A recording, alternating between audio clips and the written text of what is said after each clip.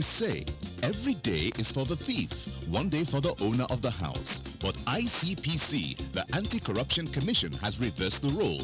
It is now every day for the owner of the house.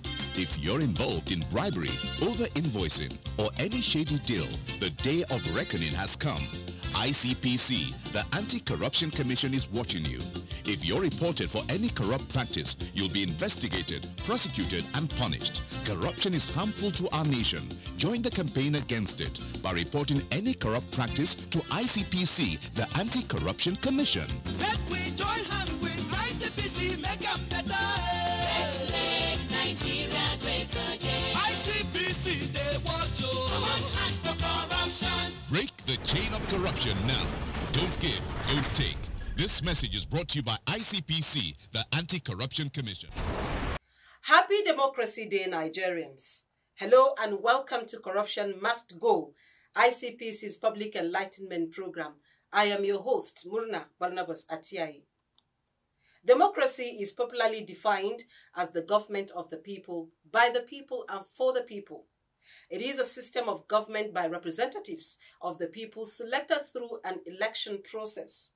Since 2019, Nigeria started celebrating her Democracy Day on the 12th of June to commemorate the restoration of democracy to the country, ending multiple decades of military rule. Today's edition focuses on fighting corruption in Nigeria's democratic process as we commemorate the year 2022 Democracy Day. But first, Joy Aja is standing by with anti-corruption stories. Over to you, Joy.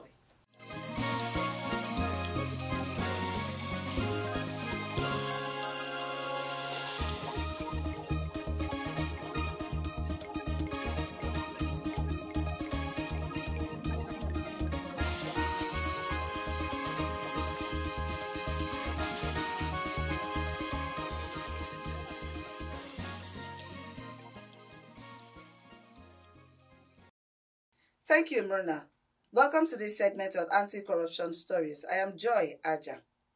The Provost of the Anti-Corruption Academy of Nigeria, ACAN, the research and training arm of ICPC, Professor Olatunde Babawale, has reiterated the importance of effective investigation and prosecution in money laundering cases. He made this statement in his welcome address at a two-day workshop on anti-money laundering and counter-terrorism financing, which took place at the ICPC headquarters recently. In his address, he noted that the workshop was a follow-up to an unfavorable mutual evaluation carried out by the Intergovernmental Action Group Against Money Laundering in West Africa, JABA 2019, which rated Nigeria low in investigation and prosecution of money laundering. In closing, the provost stated that the content of the workshop was carefully put together to ensure maximum learning by participants and also equip them with enhanced skills of investigation and prosecution with a view to laying the foundations for sustainable assault on corruption.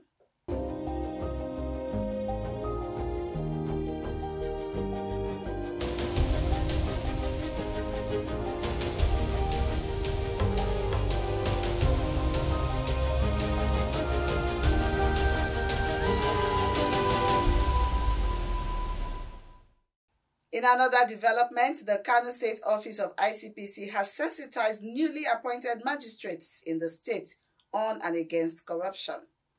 Speaking at the one-day sensitization program held recently, the ICPC Resident Anti-Corruption Commissioner Kano State, Mr. Ibrahim Garba, said the event was organized to enlighten the magistrates to shun corruption and to report incidents of corrupt practices in the state's judicial system.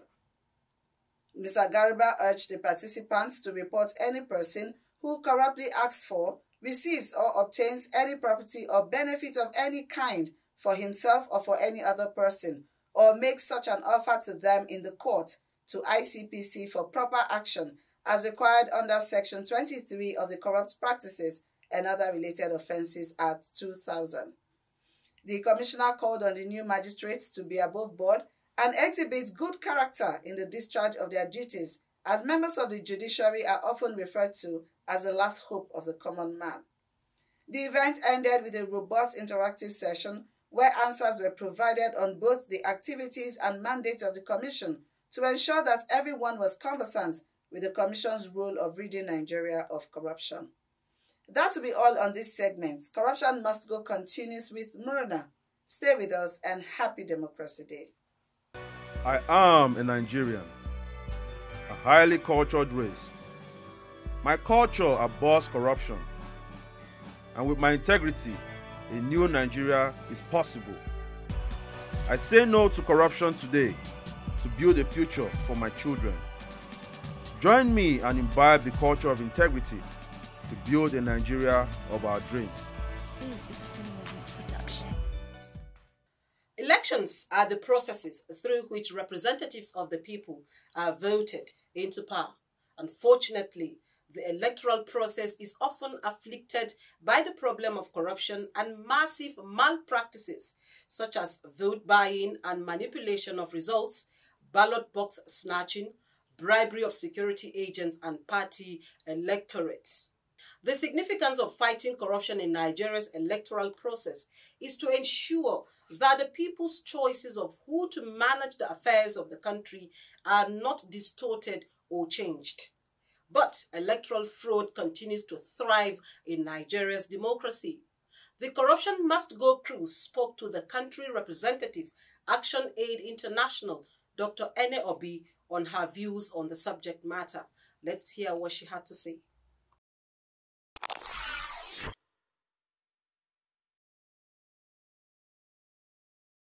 One is that when you have a system where about 100 million people are below the poverty line, what that means is that there is poverty in the land. And when there is poverty in the land, the people are susceptible to accepting the things that you give to them. And so are you part of those who impoverish the Nigerians?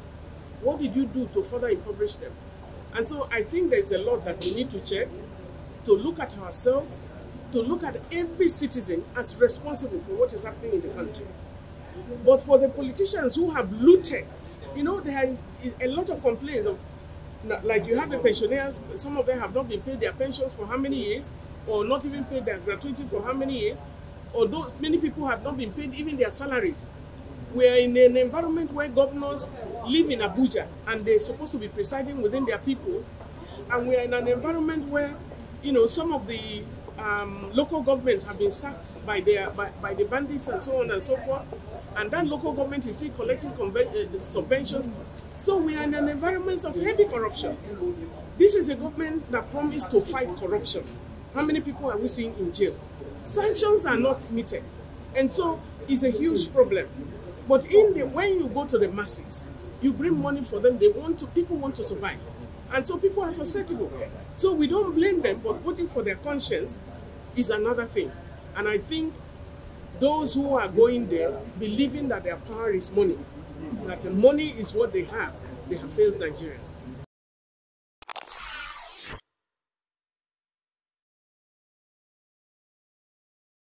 Transparency and accountability is core to every living. And I think we need to take that from ourselves. Before you point a finger, you see that others are pointing back at you. You need to stand up right for Nigeria. You say, arise, O compatriot. Each and every one of us have a responsibility. And a responsibility is an obligation. And the wound, you know, conscience is a wound that each and every one of you, because the streets of Nigeria is a place where all our children will walk through.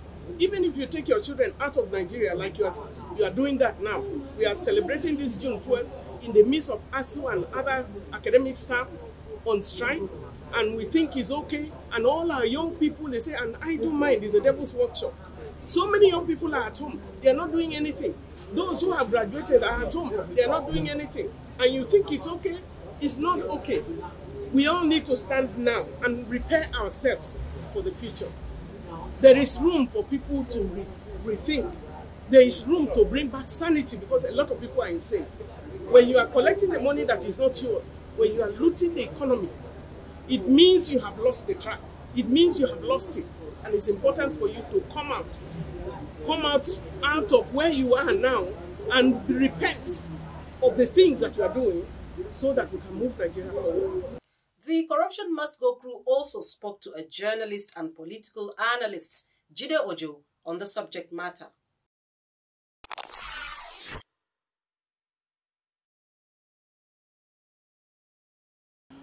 Election fraud is very vast. Election fraud is not just, generally speaking, anything that is unwholesome, anything that corrupts the electoral process is an election fraud. And this happened in the pre-election, election and post-election phases. Instances of electoral fraud, if you, that is under 18, comes to register to vote, that's an electoral fraud. If you, that have registered before, comes back to register multiple times, more than once, it's an electoral fraud. If you decide to, for instance, as the party primaries are going, if you manipulate the process against or in favor of any of the aspirants, that's an electoral fraud. So it's not just about inducement and bribery, and if you decide to manipulate the result of election, it's also an electoral fraud. So it has both financial and non-financial angle to it. It has both monetary and non-monetary aspects to it. But anything that corrupts the process, anything that pollutes the electoral process, anything that undermines the electoral process, anything that is unwholesome in an electoral process is an electoral fraud.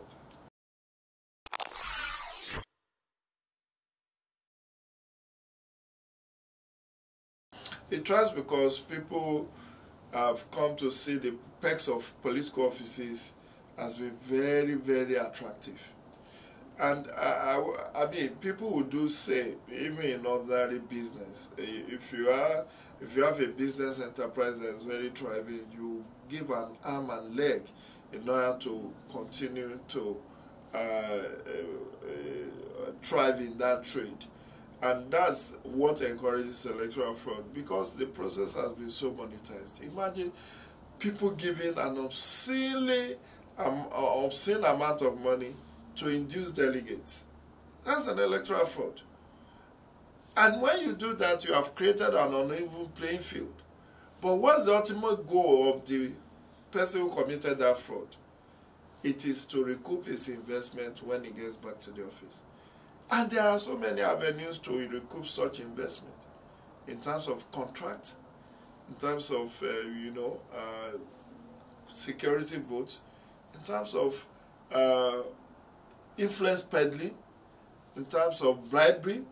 So this is one of the reasons, these are some of the reasons why people perpetuate electoral fraud. Because if it is not rewarding for you to commit this fraud, you will not do it. If you know that doing it will bring you losses, loss of respect, loss of income, loss of even your position, you will not do it. But people have come to say, it's application of Machiavellian principle of the end justifying the means. So if you kill, if you maim, if you compromise the process, if you undermine the process, the ultimate goal is, let me get there, make me victorious. And that's why you see people giving election officials money they cannot resist. That's why you see aspirants giving, they are no longer even spending dollars. No, they are no longer spending naira, which is our own national currency. They are even inducing delegates with foreign currencies. Why would they do that? They are doing that because they see politics as an investment that will bring them multiple rewards.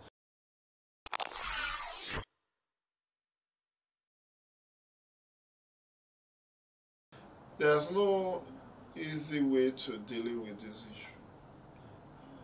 But if I am in a position to influence things, some of the things I will do is to sharpen our anti-corruption, tools. First, issues around security votes. We need to unpack it. this security vote has to be accounted for. I mean, I listened to a former governor of a southeastern state being dragged to court saying, look, you can't try me. In my state, I'm entitled to 1 billion naira as security vote every year. And I've served the state for 8 years. So it's the state that is even owing 8 billion. Please tell me, which business will you invest in? Even oil and gas that you make 8 billion as profit. And that's just one security vote. We need to do something about that security vote. If people know it's going to be a bad investment, they will desist. But in as well as the system encourages it, in as well as I, as an unemployed graduate, will get elected as a councillor, and in 6 months' time I will be looking for choice property in Abuja without anybody bothering about where I got the money. If I, as a member of State Assembly, will be able to buy choice property in my state capital without anybody asking me, how did I get it? So, I believe anti-corruption agencies like yours have a role to play in ensuring proper oversight of this agency. I like what ICPC is doing, that, you know, system,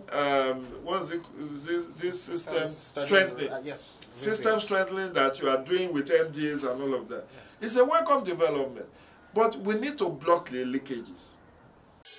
Fellow Nigerians, do you know that constituency projects are actually your projects?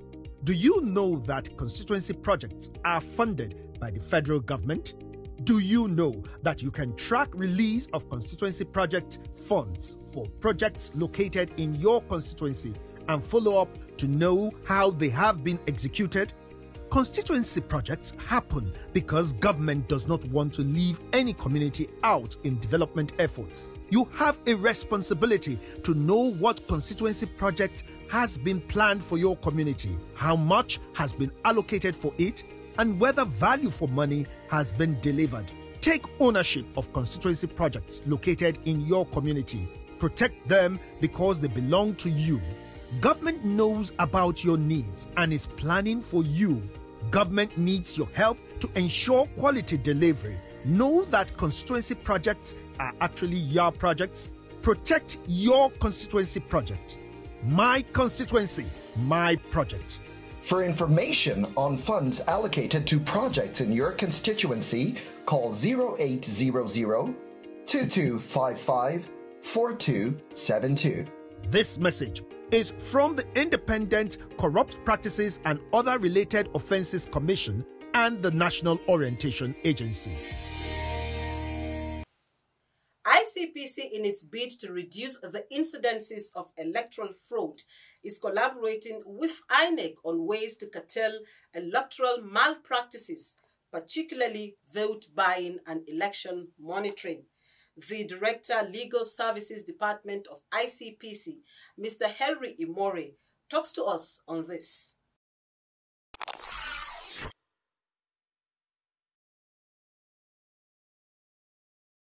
Sections 8, 9 and 10 talks about offering gratification to public officer. And INEC officials are public officers within the purview or within definition of what the public official means in the ICPC Act. And if INEC official in the course of his duties, probably during the electoral process or whatever, receives gratification from any person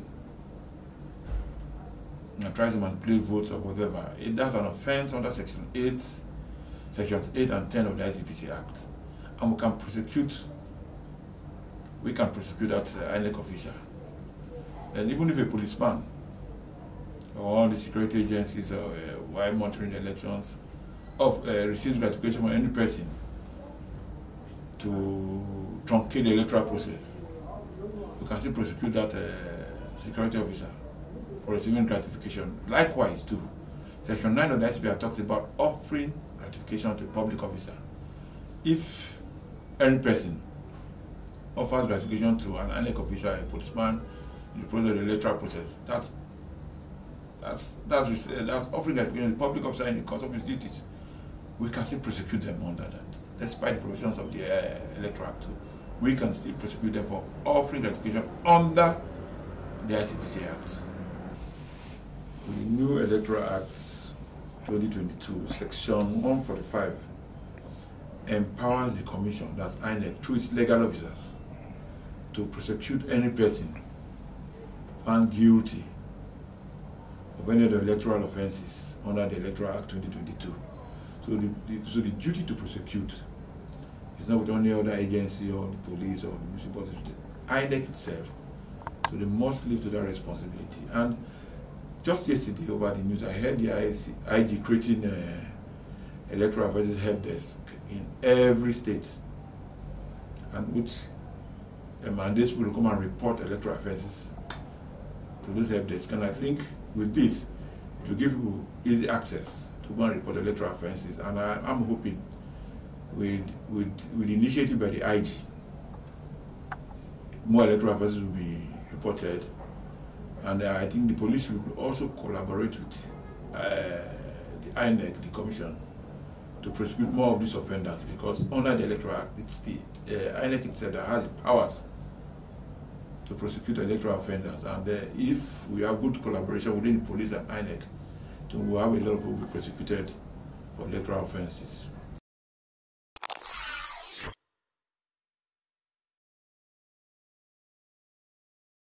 We have been in collaboration with INEC in the past, and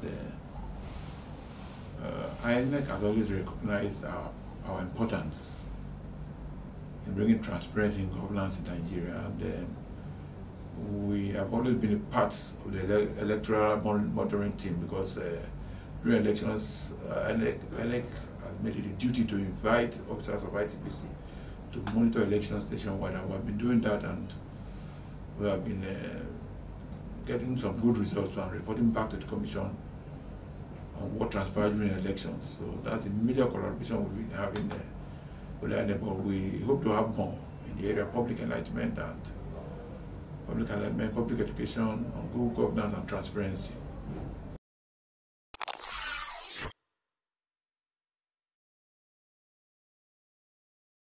The word of advice is we should vote our conscience. We should go and get our PVCs.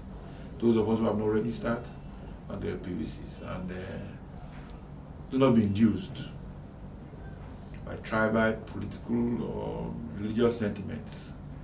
Look at those who can give us good governance, that can ensure transparency, accountability in governance in Nigeria. That's what we need in Nigeria to move this country forward. So we should vote our conscience, those who think can bring about good governance to us, that we can move, so that the country can move forward in the direction it's supposed to move.